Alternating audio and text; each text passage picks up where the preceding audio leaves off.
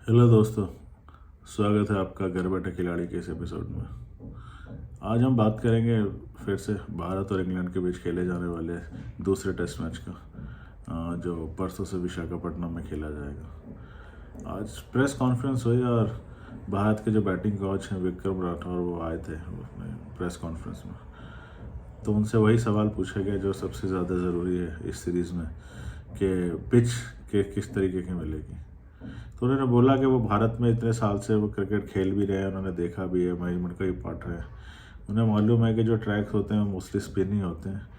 और आज जब वो ट्रैक देख के हैं तो उन्होंने बोला है कि इस ट्रैक पे स्पिन तो ज़रूर होगी।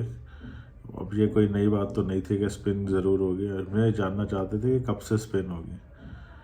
तो जिस तरीके से उन्होंने बताया उससे तो यही पता चलता है कि पहले दूसरे दिन से स्पिन होनी शुरू हो जाएगी। इनफैक्ट शायद पहले दिन से स्पिन होनी शुरू हो जाए।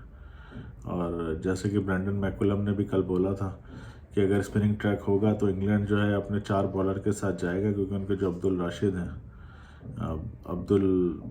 हैं, जो भी लड़का जो उनका नया आना था, वो टीम में शामिल हो गए। और इसलिए वो जो है उनके साथ जाएंगे और शायद चारों बॉलर खिलाएं, जैक लीच, टॉम हार्टली और जो रूट उनके पास हैं। हो सकता है इंग्लैंड पहली बार बिना किसी पेसर के जाए, और ये उनकी स्ट्रेटजी है। वो उनको लगता है कि वो काम करेगी, और अगर भारत स्पिनिंग ट्रैक देता है तो उन्हें 4 स्पिनर के साथ ही जाना चाहिए। पर अब प्रॉब्लम आ जाती है भारत के ऊपर कि भारत क्या करता है। अब हमारे पास जो टीम है, मुझे लगता है कि पिछले 10-15 साल की भारत की सबसे कमज़ोर बैटिंग लाइनअप है। इसलिए नहीं कि बैटिंग वो कैसी करेंगे, इसलिए सबसे कमज़ोर है कि इनके कुछ रन्स नहीं है, कुछ रिकॉर्ड नहीं है। रोहित के भी रन इतने अच्छे खास नहीं आ रहे हैं, शुभमन की तो फॉर्म बिल्कुल ख़राब है, श्रेयस के भी रन नहीं है। और अगर आप 2 डेब्यूटेंट खिलाते हैं, सरफराज खान और रजत पाटीदार, तो उनको भी शुरुआत करनी पड़ेगी, उनके पास भी रन्स नहीं है। जो लोग रन बना रहे थे, विराट कोहली और केएल राहुल, वो इस टीम में ही नहीं है। रजवेंद्र जडेजा कुछ रन बना रहे थे, वो भी टीम में नहीं है। तो अब मालूम नहीं कि अगर भारतीय मैनेजमेंट ने डिसाइड कर लिया कि वो वही पिच देंगे जो पहले दिन से टर्न होती है, तो रन किस तरीके से बना पाएंगे। मुझे तो लग रहा है अगर उन्होंने ऐसा कोई चांस लिया कि पिच जो है पहले दिन से टर्न होने लगी, पहले सेशन में टर्न होने लगी, और गलती से भी इंग्लैंड ने टॉस जीत लिया और नहीं भी जीता, तो भी मुझे लगता है कि इंग्लैंड ही बाहर उस पिच का ज़्यादा फ़ायदा उठा पाएगा, क्योंकि वो डिसीजन उस हिसाब से लेंगे, वो बोल्ड डिसीजन लेंगे, वो हिचकिचाएंगे नहीं डिसीजन लेने में। भारतीय टीम की प्रॉब्लम ये है कि इनके पास सारे रिसोर्सेज होते हुए भी हम लोग हिचकिचा जाते हैं कि हम डिसीजन क्या लें।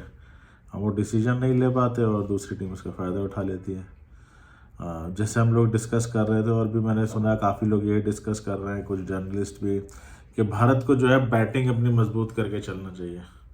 उनका कहना है कि जैसे उन्हें रजत पाटीदार और सरफराज दोनों को खिला देना चाहिए। दोनों ही डोमेस्टिक में बहुत अच्छे रन मार के आए हैं, दोनों को ही खिला देना चाहिए। पर अब देखना पड़ेगा कि भारतीय टीम मैनेजमेंट क्या सोचता है, वो दोनों को खिलाता। मुझे लगता है राहुल द्रविड़ जो है उनका अप्रोच जो है काफ़ी ज़्यादा कंजर्वेटिव और डिफेंसिव रहता है।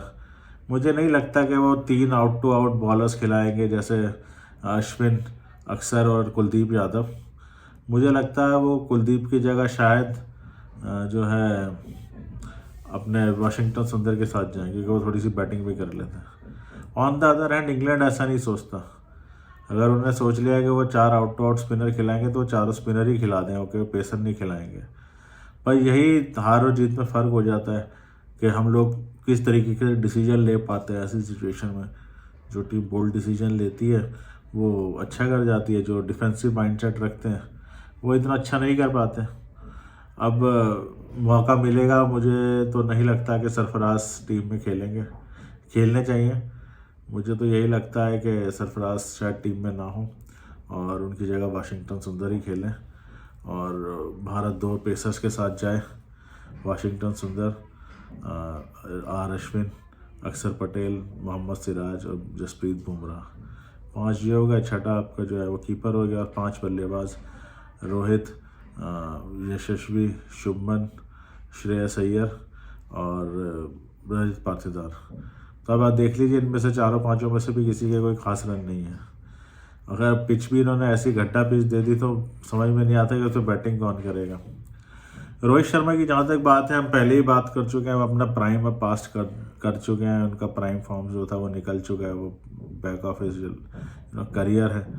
इनफैक्ट सर जेफरी बॉयकॉट जो इंग्लैंड के इतने दिग्गज बल्लेबाज रहे, उन्होंने ये बोला है कि रोहित शर्मा का जो प्राइम है वो अब जा चुका है, अब वो सिर्फ कैमियोज ही खेलते हैं, आते हैं। वो भी हमने देखा वर्ल्ड कप में उन्होंने कैमियोज ही खेले, टेस्ट में वो कैमियोज पे ज़्यादा रिलाई करते हैं। तो अब ये देखना पड़ेगा कि वो ये जो कैमियोज खेलते हैं वो कैमियोज भारतीय टेस्ट टीम के काम आएगा, उनकी कप्तानी कैसी होगी। एक सबसे इंपॉर्टेंट चीज़ है कि भारतीय टीम जब फील्डिंग करती है तो उनके पास मुझे कोई ऐसा कोई खास प्लान्स नज़र नहीं आते। अगर मुझे लगता है वो सिर्फ एक ही प्लान लेके खेलते हैं, प्लान नहीं, उनका कोई प्लान बी नहीं होता। प्लान बी के अंदर जब जैसी कोई उन्हें मारना शुरू करता है या कुछ आउट ऑफ द बॉक्स चीज़ें होनी शुरू होती हैं, तो मुझे तो यही नज़र आता है कि भारतीय गेंदबाज जो है ना वो वेटिंग गेम खेलते हैं कि अपने आप ही कुछ हो जाए, कोई अपने आप ही आउट हो जाए, क्योंकि हमने तो जो करना था कर लिया।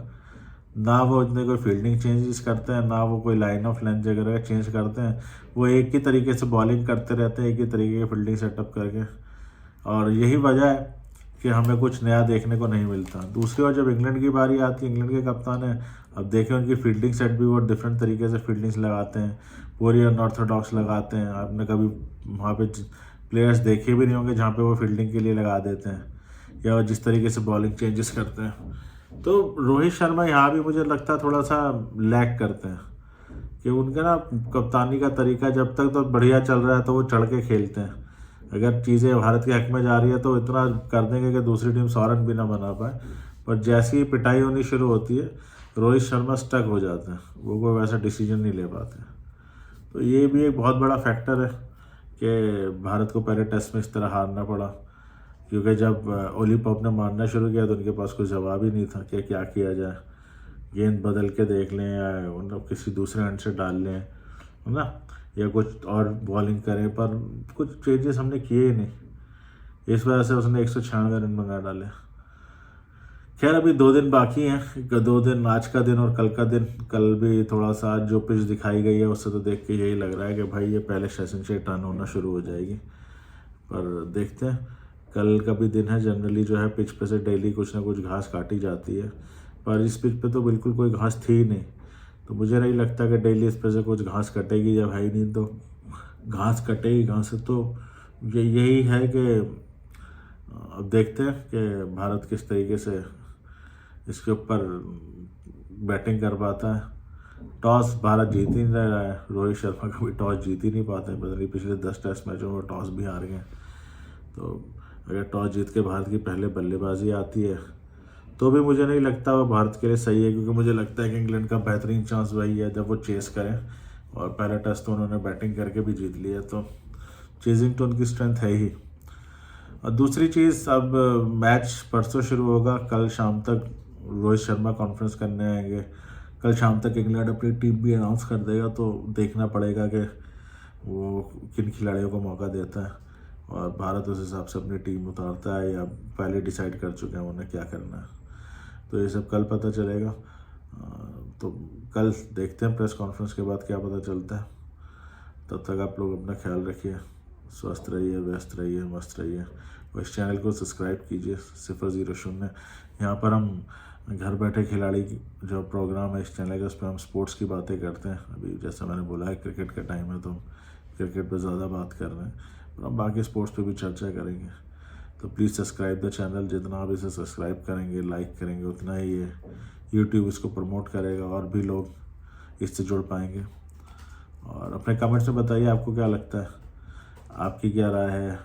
जैसे आप लोग स्पोर्ट्स के बारे में इतना सोचते हैं या जानते हैं, तो आपको क्या लगता है कि भारतीय टीम को किस तरीके से सेकंड मैच को अप्रोच करना चाहिए। अपनी सारी राय कमेंट्स में बताइए। जल्दी मुलाकात होती है आपसे घर बैठे खिलाड़ी के किसी और एपिसोड में। तब तक अपना ख्याल रखिए। Thank you, take care.